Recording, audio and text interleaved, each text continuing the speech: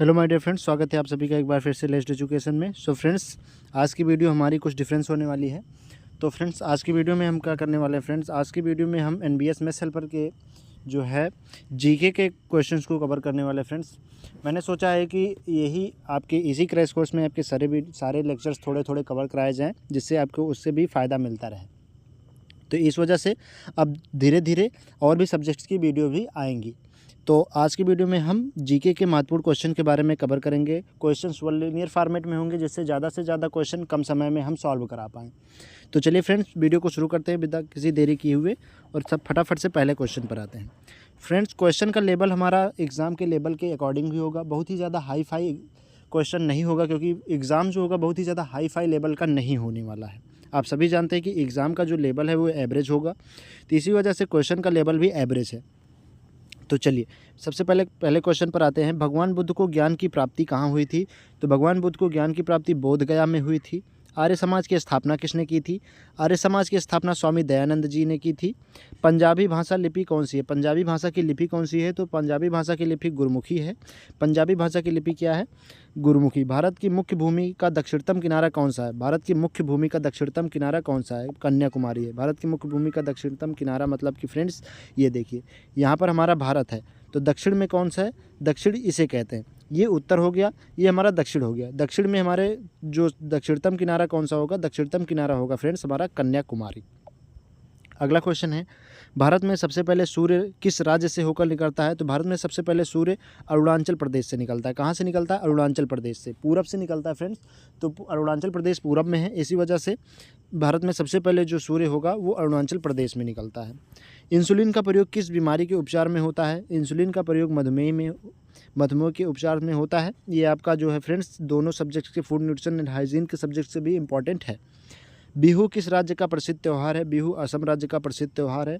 कौन सा विटामिन आंवले में प्रचुर मात्रा में पाया जाता है? विटामिन सी आंवले में प्रचुर मात्रा में पाया जाता है। ये हमारा फूड न्यूट्रिशन एंड हाइजीन के से भी रिलेटेड इंपॉर्टेंट क्वेश्चन है। भारत का प्रथम गवर्नर जनरल, ये आपसे एग्जाम में पूछा जा सकता है। भारत का प्रथम गवर्नर जनरल कौन था? तो लॉर्ड विलियम बेंटिक। कौन था? Lord William Bentinck. कागज़ का आविष्कार किस देश में हुआ था? कागज़ का आविष्कार चीन में हुआ था। गौतम बुद्ध के बचपन का नाम क्या था? गौतम बुद्ध के बचपन का नाम सिद्धार्थ था। क्या नाम था? सिद्धार्थ था। भारत के सशस्त्र बलों का सर्वोच्च सेनापति कौन होता है? भारत के सशस्त्र बलों का सर्वोच्च सेनापति राष्ट्रपति होता है। जितने भी जो हमारे फ्रेंड्स, जो हमारे देश में जो जितने भी आर्मीज़ हैं, जैसे कि थल सेना, वायुसेना और उसके बाद जल सेना, इसका जो सर्वोच्च सेनापति होता है वो राष्ट्रपति ही होता है। राष्ट्रपति ही युद्ध की घोषणा करता है और युद्ध के विराम की घोषणा करता है। रतौंधी किस विटामिन की कमी से होती है? तो रतौंधी विटामिन ए की कमी से होती है। अगला क्वेश्चन है, पोंगल किस राज्य का प्रसिद्ध त्यौहार है? पोंगल तमिलनाडु का प्रसिद्ध त्यौहार है। गिद्दा और भांगड़ा किस राज्य का लोक नृत्य है? गिद्दा और भांगड़ा पंजाब के हैं। टेलीविज़न का आविष्कार किसने किया था? जॉन लोगी बेयर्ड ने टेलीविज़न का आविष्कार किया था। भारत की पहली महिला शासिका कौन थी? तो भारत की पहली महिला शासिका रजिया सुल्तान थी। मछली की सहायता किसकी सहायता से सांस लेती है?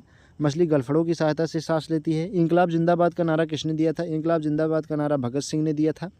जलियांवाला बाग हत्याकांड कब और कहाँ हुआ था? जलियांवाला बाग हत्याकांड 1919 में अमृतसर में हुआ था, जिसमें जनरल डायर ने गोलियां चलाने का आदेश दिया था। 1939 ईस्वी में कांग्रेस छोड़ने के बाद सुभाष चंद्र बोस ने किस दल की स्थापना की थी? तो फॉरवर्ड ब्लॉक की स्थापना की थी। किसकी स्थापना की थी? फॉरवर्ड ब्लॉक की स्थापना की थी। पंजाब केसरी किसे कहा जाता है? पंजाब केसरी लाला लाजपत राय को कहा जाता है। सैंडर्स की हत्या किसने की थी? सैंडर्स की हत्या भगत सिंह ने की थी। 1857 के विद्रोह में किसने अपना बलिदान सबसे पहले दिया? तो 1857 के विद्रोह में सबसे पहले अपना बलिदान मंगल पांडे ने दिया था, क्योंकि विद्रोह भी मंगल पांडे ने ही स्टार्ट किया था। भारत की पहली महिला राज्यपाल सरोजनी नायडू। ये इंपॉर्टेंट क्वेश्चन है फ्रेंड्स। माउंट एवरेस्ट पर 2 बार चढ़ने वाली पहली महिला कौन थी? माउंट एवरेस्ट पर 2 बार चढ़ने वाली पहली महिला कौन थी? तो संतोष यादव। माउंट एवरेस्ट पर 2 बार चढ़ने वाली पहली महिला कौन थी? फ्रेंड्स संतोष यादव। अगला क्वेश्चन है, ब्रह्म समाज की स्थापना किसके द्वारा की गई थी? ब्रह्म समाज की स्थापना राजा राम मोहन राय द्वारा की गई थी, और आर्य समाज की स्थापना स्वामी दयानंद सरस्वती के द्वारा की गई थी। इसमें आप कंफ्यूज ना होइएगा, बहुत से बच्चे कंफ्यूज हो जाते हैं ब्रह्म समाज और आर्य समाज में। ब्रह्म समाज में वो लगा देते हैं दयानंद सरस्वती, और आर्य समाज में राजा राम मोहन राय लगा देते हैं। तो इसको आपको ध्यान में रखना है कि ब्रह्म समाज की स्थापना राजा राम मोहन राय ने की थी, और आर्य समाज की स्थापना स्वामी दयानंद सरस्वती जी ने की थी। स्वामी दयानंद सरस्वती का मूल नाम क्या था? तो मूल शंकर। स्वामी दयानंद सरस्वती का मूल शंकर मूल नाम था। वेदों की ओर लौटो किसका नारा था? दयानंद सरस्वती का नारा था, वेदों की ओर लौटो। रामकृष्ण मिशन की स्थापना किसने की थी? स्वामी विवेकानंद ने रामकृष्ण मिशन की स्थापना की थी। वास्को डी गामा भारत कब आया था? 1498 ईस्वी में। कहाँ से आया था? पुर्तगाल से आया था। सबसे पहले कहाँ पर आया? केरल के कालीकट में आया था। वास्को डी गामा कहाँ का रहने वाला था? पुर्तगाल का रहने वाला था। हवा महल कहाँ पर स्थित है फ्रेंड्स? हवा महल जयपुर में स्थित है। सिख धर्म का संस्थापक किस गुरु को माना जाता है? तो सिख धर्म का संस्थापक गुरु नानक देव को माना जाता है। सिखों का प्रमुख त्यौहार कौन सा है फ्रेंड्स? सिखों का प्रमुख त्यौहार बैसाखी है। अगला क्वेश्चन है, लौह पुरुष किस महापुरुष को कहा जाता है? लौह पुरुष सरदार वल्लभ भाई पटेल को कहा जाता है। नेताजी की किस महापुरुष को कहा जाता है? नेताजी की उपाधि किस महापुरुष को दी गई है? सुभाष चंद्र बोस को नेताजी की उपाधि दी गई है। दिल्ली स्थित लाल बहादुर शास्त्री की समाधि का क्या नाम है? विजय घाट है। महाभारत के रचयिता कौन है? महर्षि वेदव्यास। अर्थशास्त्र नामक पुस्तक किसने लिखी थी? चाणक्य कौटिल्य। जय जवान जय किसान का नारा किसने दिया था? लाल बहादुर शास्त्री। संविधान सभा के अस्थायी अध्यक्ष कौन थे? डॉक्टर राजेंद्र प्रसाद। और बात करें जब अस्थायी अध्यक्ष की तो डॉक्टर सच्चिदानंद सिन्हा। संविधान सभा के प्रारूप समिति के अध्यक्ष कौन थे? भीमराव अंबेडकर। विश्व रेड क्रॉस दिवस किस तारीख को मनाया जाता है? 8 मई को विश्व रेड क्रॉस दिवस मनाया जाता है। सूर्योदय का देश सूर्योदय का देश कौन सा देश प्रसिद्ध है इस नाम से? सूर्योदय का देश जापान। अंतर्राष्ट्रीय महिला दिवस किस तिथि को मनाया जाता है? 8 मार्च को अंतर्राष्ट्रीय महिला दिवस मनाया जाता है। क्षेत्रफल की दृष्टि से भारत में सबसे छोटा राज्य कौन सा है? क्षेत्रफल की दृष्टि से भारत में सबसे छोटा राज्य गोवा है। ओणम किस राज्य का प्रसिद्ध त्यौहार है? ओणम केरल राज्य का प्रसिद्ध त्यौहार है। दिल्ली भारत की राजधानी कब बनी थी फ्रेंड्स? दिल्ली भारत की राजधानी कब बनी? 1911 में। कब बनी दिल्ली भारत की राजधानी? 1911 में।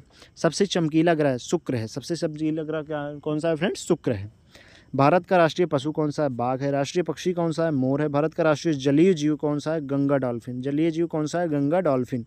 भारत का राष्ट्रीय फल कौन सा है? आम है। भारत का राष्ट्रीय फूल कौन सा है? कमल है।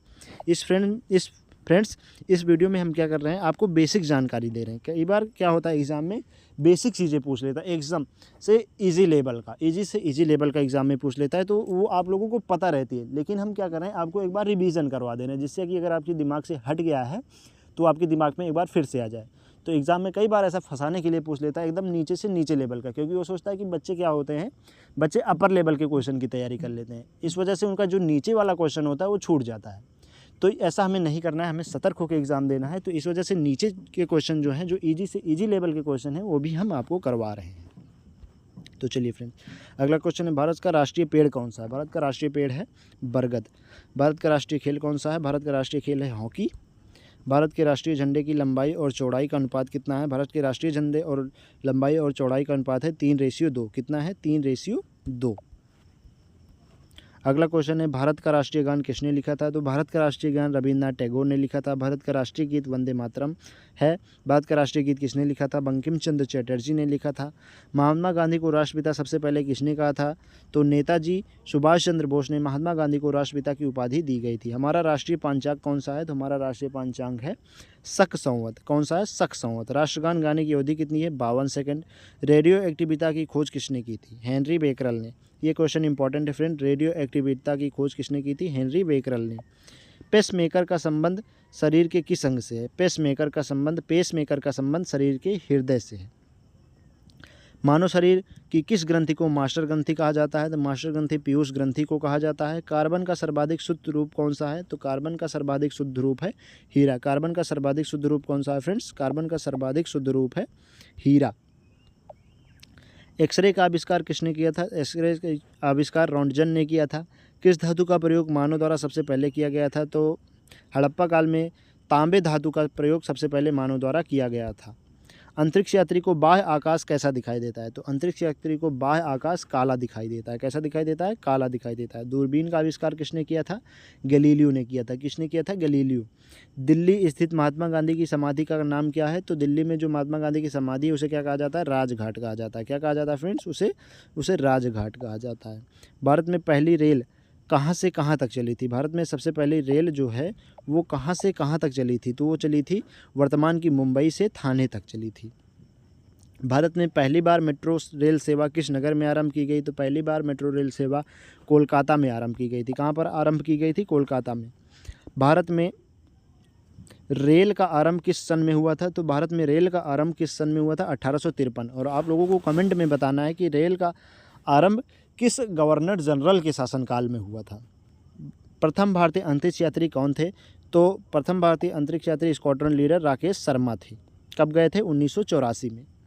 भारत की प्रथम महिला मुख्यमंत्री कौन थी? तो श्रीमती सुचेता कृपलानी भारत की प्रथम महिला मुख्यमंत्री थी। हरियाणा के पहले मुख्यमंत्री कौन थे? तो पंडित भक्तो दयाल शर्मा हरियाणा के पहले मुख्यमंत्री थे।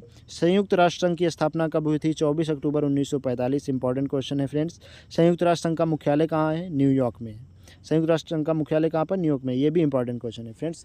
इंपॉर्टेंट के लिए मैं बता दूं, जो मुख्यालय है वो कई बार एग्जाम में पूछे जाते हैं, तो इस वजह से हम मुख्यालय, जितने भी मुख्यालय हैं इंटरनेशनल समिति के और हमारे नेशनल समिति के, उनके मुख्यालय जो हैं उनके लिए हम सेपरेट वीडियो लाने वाले हैं। हो सकता है कल ही वाली वीडियो में आप लोगों को वो वीडियो मुख्यालय देखने को मिल जाए। तो आज की वीडियो में हमने जो है इतनी जल्दी रैपिड में 81 क्वेश्चन सॉल्व कर लिए हैं। कितने क्वेश्चन सॉल्व कर लिए हैं फ्रेंड्स? रैपिड फायर में हमने 81 क्वेश्चन सॉल्व किए हैं। तो हमारा जो मेन फोकस है वो ज़्यादा से ज़्यादा क्वेश्चन सॉल्व कराने के हैं। कम समय में ज़्यादा से ज़्यादा क्वेश्चन सॉल्व कराने का हमारा जो मेन फोकस है वही रहेगा। आज हमने 81 क्वेश्चन सॉल्व किए हैं। ज़्यादा टाइम नहीं लगा है, मात्र हमें 10 मिनट लगे होंगे 81 क्वेश्चन को सॉल्व करने के लिए। तो इसी तरह हम 10-10 मिनट 15-15 मिनट में ज़्यादा से ज़्यादा question 100 question 85 question 90 question 150 question तक कराने की ट्राई करेंगे। तो आज की वीडियो में बस इतना ही। उम्मीद करता हूँ कि आपको जो है सारे क्वेश्चन समझ में आए होंगे। क्वेश्चन ईजी थे, तो आज की वीडियो में मैंने इजी वाला क्वेश्चन लिया, क्योंकि कई बार एग्जाम में मैंने आपको बताया कि एग्जाम में इजी लेवल का क्वेश्चन पूछ लेता है आपको फंसाने के लिए, कि आपने ऊपर लेवल के क्वेश्चन की तैयारी की है और पूछ लिया आपके नीचे लेवल का। इसी वजह से आपसे वो क्वेश्चन ना छूटे जो आपको आते हैं, इसी वजह से उनका रिवीजन कराने के लिए मैंने आपको ये क्वेश्चन करवाए हैं। तो चलिए मिलते हैं अगली वीडियो में, तब तक के लिए आप पढ़ते रहिए, स्वस्थ रहिए, मस्त रहिए। Thank you for watching.